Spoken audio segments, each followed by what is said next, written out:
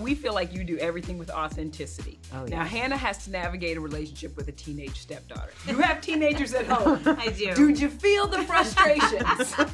I have amazing teenagers. Yes, I do.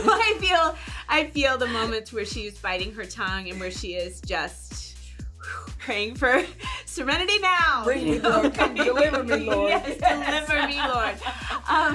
That being said, again, I close with I have amazing teenagers, yes. How many times do you hear, Mom, you're so extra?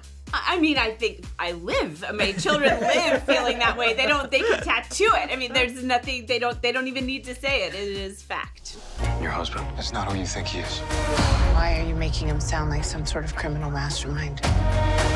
I may not know why your father did what he did, but I know who he is. He lied to me, and then he disappeared, and I want to know the truth. Well, first things first, welcome back to television. Thank you. Yeah. You and Reese are executive producing together. So why was, this what you wanted to come back for? And I want to see you guys on screen together. Well, that's an easy one because it's a yes from me. So, okay, Miss Producer Reese, you just find us a little something. Right. And why this? That's easy too. I read the book with my middle child and we just completely, bedtime went out the window until it was finished. We were compelled to keep reading. It's so propulsive, the read, because the stakes could not be higher. They are turned on a dime again and again and again. And in the middle of it is this very tender love story between a woman and her stepdaughter and kind of the idea of becoming a parent. So you mush all of that together and forget it. I mean, I just don't know what could be more exciting out of you, what more you could ask out of a role. Laura's over here like, yeah. She already knows. I'm just trying not to become a puddle. But seriously, when you get the news that Reese Witherspoon and Jennifer Garner are going to turn your novel into a television series, what is that moment like? I mean, I'm not sure I'm over that moment yet, so it's a dream come true. Mm-hmm. And, very early on, Jen and I had this conversation about Hannah being the grown-up in the room.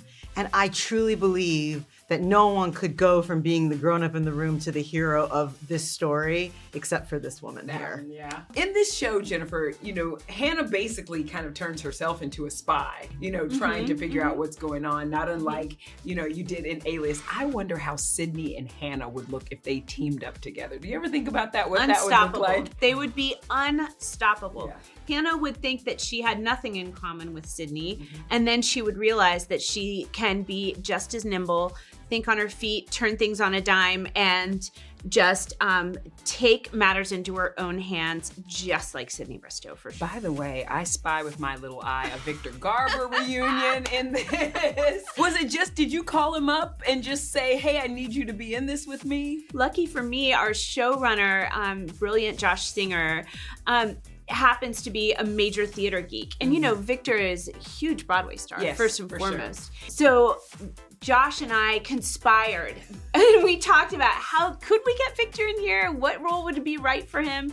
And it just worked out perfectly that we were able to have Victor. And the only problem with that was that when Victor was on set, because he really thinks he's my dad. I mean, I speak to him every Sunday. Spoke to him yesterday. Every single Sunday of the world, it's just I check in like you check in with your parents. Are you eating your vegetables? Are you? Yeah. I mean, half the time I'm taking care of him, but half the time he's taking care of me. Yes.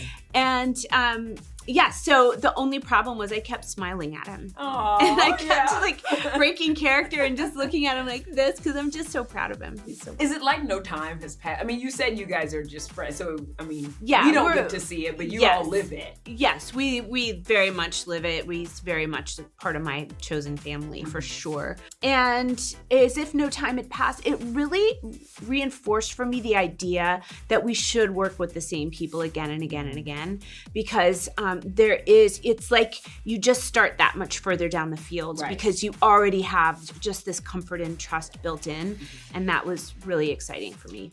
Laura, I noticed that there were some different things in the in the series than in the book, and you wrote a few episodes. So when you're adapting your book for the screen, number one, how hard is that to do? And number two, what do you decide or what do you think like, okay, I'm gonna change this or I'm gonna leave this out or I think this is really important? I would suspect that has to be hard for the author itself. I think that when I was writing the book, I started writing it all the way back in 2011, and I threw out 70,000 words of it sometime around 2016. So I was very used to throwing things away and killing my darling. And then this wonderful woman here, when she came on board, one of my favorite parts of this whole experience was we got to sit in the backyard with Josh and go through the scripts again and again. And as Hannah and Jen sort of merged into one, Right.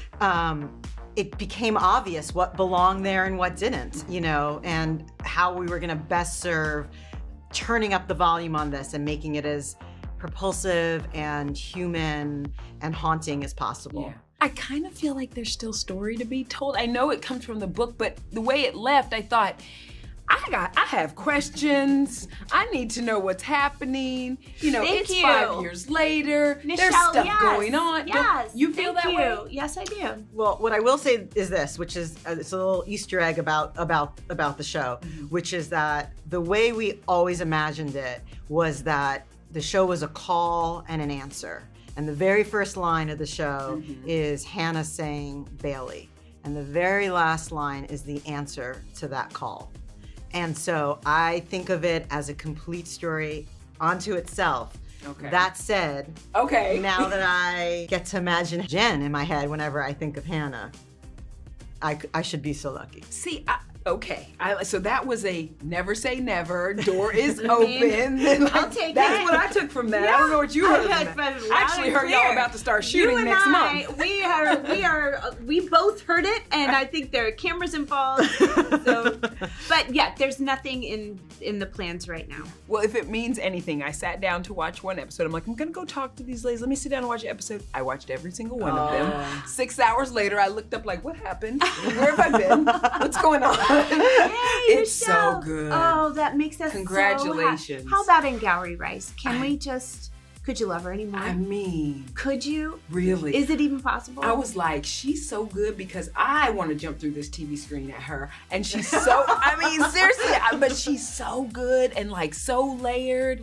And I will say, she said she got a lot of that from you and watching your example and just how you move on set. And she did say she was sad she had to be mean to you. Well, good. Thank you for telling me that. She seemed way too comfortable with it for me. But seriously, she did. She said, I felt like, you know, we just kind of fell into each other. Yeah, we in did. a lot of ways. Yeah, I really love her. Yeah. Well, I thank you so much, and I'm so thrilled. I think the thing is, the more you watch, the more thrilling it gets. Yes. And so I really just hope people, you know. It is one of those things, the episode ends and you're like, well, okay, press play, because I need to know. You can't leave me like that. So it's really good. Thank you. Congratulations Thank you and so welcome much. back again. We missed you. Thank you.